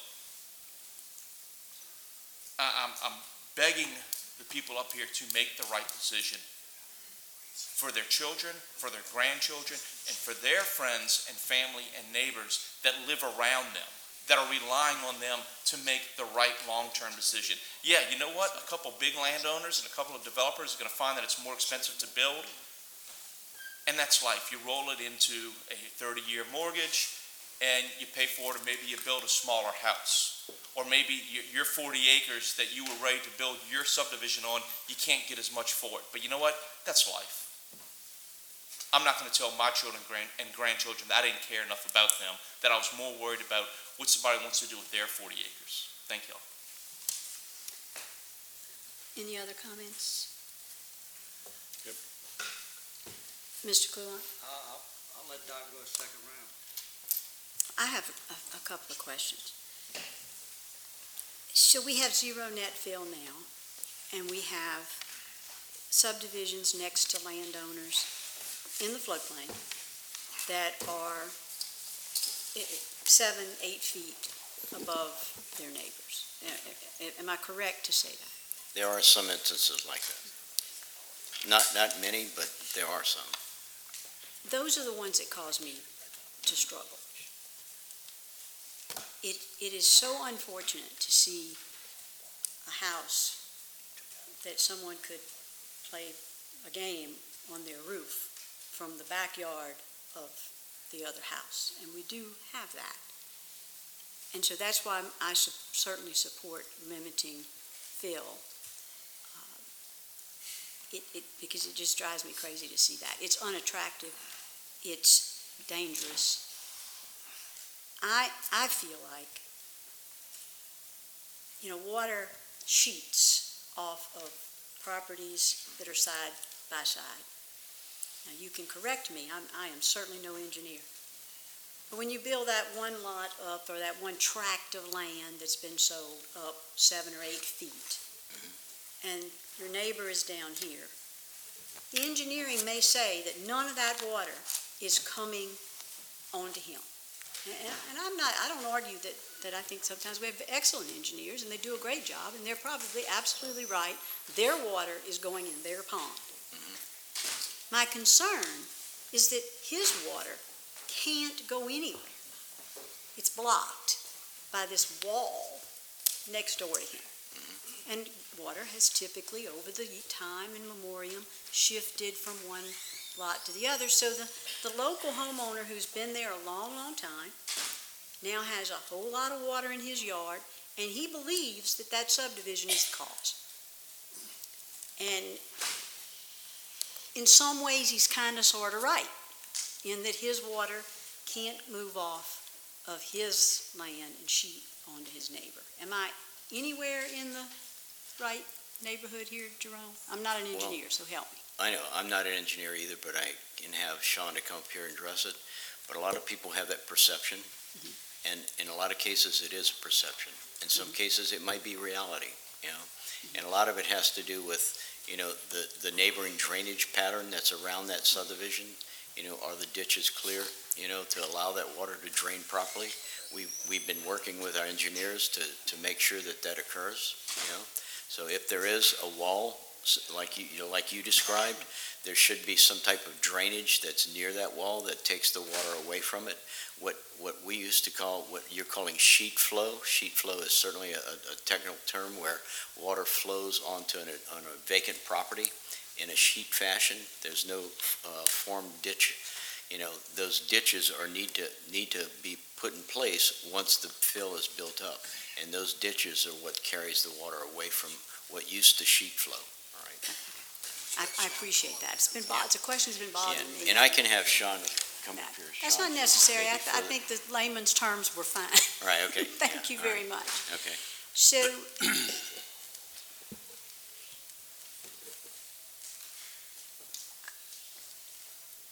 I want to get to, so I think I had another question. Ms. Shivers,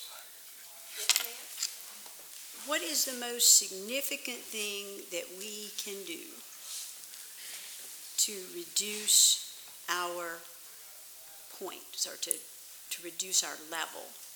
What, in your opinion, and I'm just asking for your opinion, what's the most significant thing we can do? What do you see other communities do that lowers their grade? A lot of communities get a lot of points in open space for CRS. So that's what we're working on. The master land use project that was just voted on and approved on the last meeting, that's something that's going to also be able to be implemented in the CRS program to give us additional points to work on that Class 7 rating that we're looking for. Okay. All right. So you're our floodplain manager. Yes, ma'am. What's the consequence, zero net fill or otherwise, putting dirt in our floodplain? Fill. Mitigated, maybe sort of, maybe not. What's the consequence of putting dirt in our floodplain? Well, all fill on the property should be mitigated. With talking about a 3-foot number or a 2-foot number, we just need to figure out some way to come to a common ground that fill needs to be mitigated anywhere, anytime it's put on the property.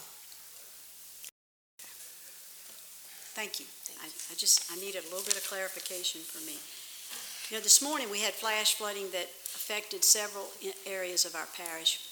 A lot of rain fell in a very short period of time. I don't believe that our ditches needed to be dug out either. We saw that water go away very quickly as well.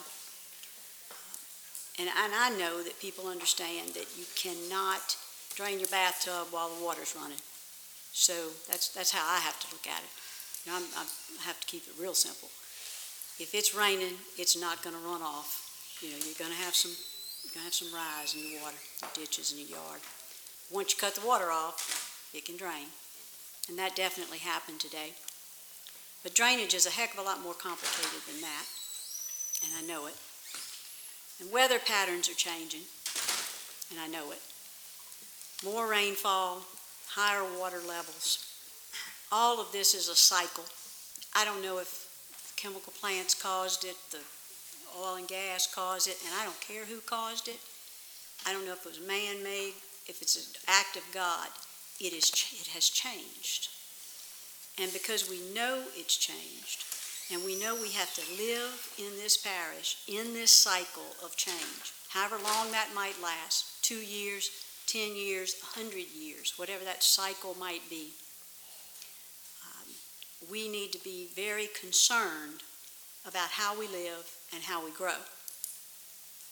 Now, crafting ordinances that protect life and property is very challenging because it does affect the rights of property owners, and that has to be weighed against the risk of flooding. Consensus has been extremely difficult to achieve. We started this process in August of 2017. Councilman Lambert made the motion, Todd Lambert made the motion. Councilman Lawler, they rarely have consensus, but Councilman Lawler seconded it. We had consensus in 2017 that we had to do something, and we hired experts to help us. This process culminated 3 weeks ago in a passage of an ordinance that was a long way from being perfect, obviously. And it certainly is not going to prevent flooding. but it can prevent damage to property. And while it's not perfect, and our parish staff has shared many reasons why we need to implement this cautiously and improve. So regardless of what happens here tonight, we're going to tweak a living document. We are not, we understand that it was not perfect. We can make it work for the purpose that it was intended. Madam Chairman, if you finish. Yes. So I will, that is the comments that I wanted to make around this. I do not see this as the end all tonight. I think that whatever transpires, we will figure out how to work forward. We agreed that we would do that the other day. So, and we do acknowledge that there are some conflicts. So there are some other comments. Mr. Lambert. Thank you, Madam Chairman. Guys, I've been on the board. This is my 20th year on the council, so I've seen a lot, been through a lot. Right when I got out of high school in 78, 79, we fought a flood, and it's devastating to the people. And yes, I've fought a lot of issues in my districts. My district's changed probably 3 or 4 times while I've been on the council. A couple of developments got built in some I call it floodways. I tried to oppose it, but they met all the guidelines. They built them. Well, guess what? They flooded. Brand new homes flooded. They put a big ditch around the whole property, said that was going to take care of it. Did not take care of it. The homes flooded. We had to do something. Is this ordinance perfect? It may not be, but we need to step up and get it moving and work as a team to critique it with administration to be able to enforce it like it needs to be with the planning and zoning directors and commission.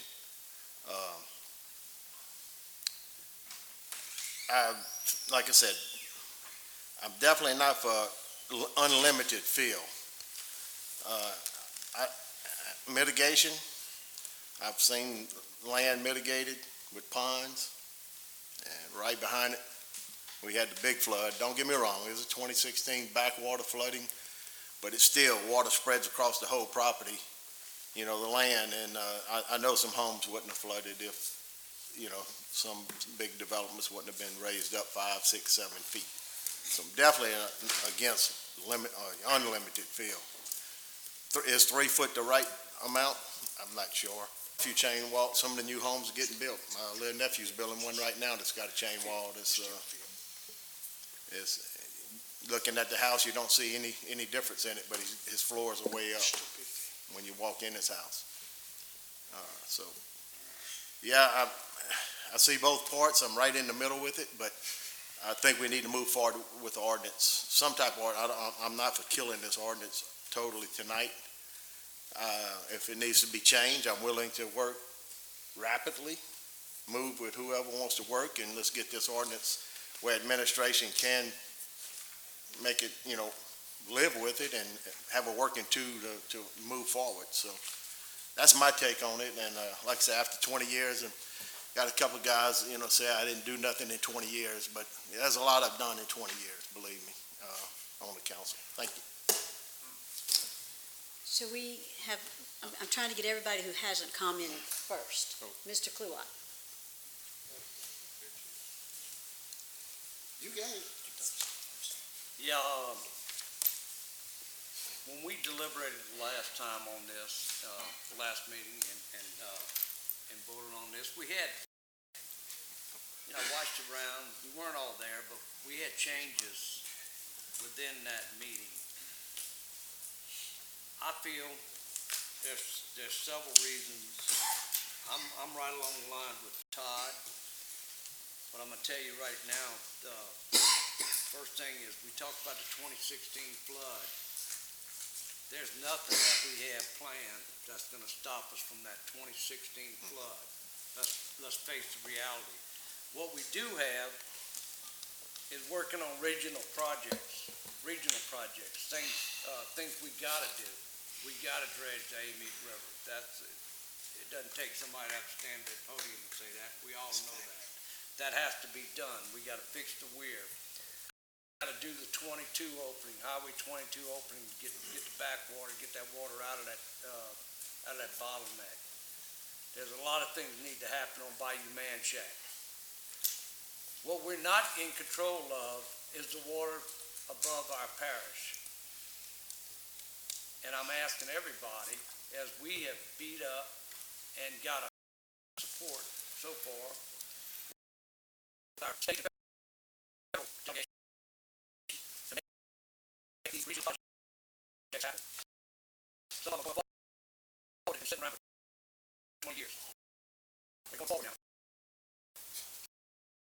We need that help. And some of all the projects that we've had. I also agree with you on that bill. That take care of you. Take care of your own there, okay? I'm with Todd. I love you. Fill up 14. And flood some fire and say what you fill up you still flood. Okay? Right. I do believe in engineering. I don't know that engineering comes. That's all that can happen.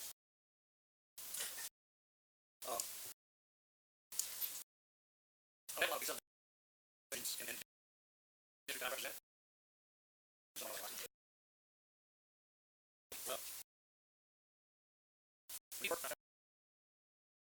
legislation, education, creation. Next one, that's okay.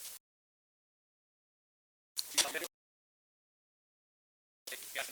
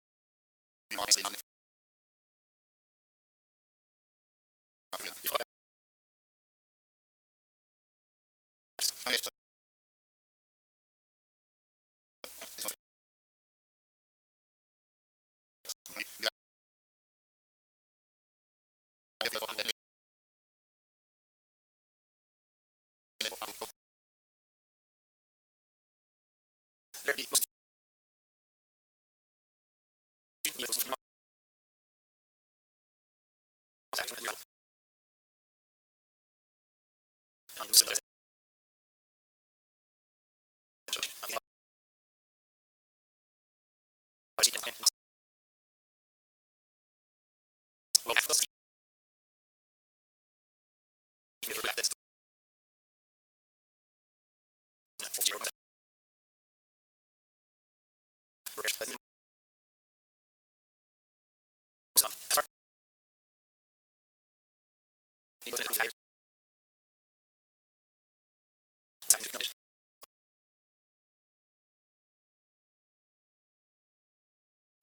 you.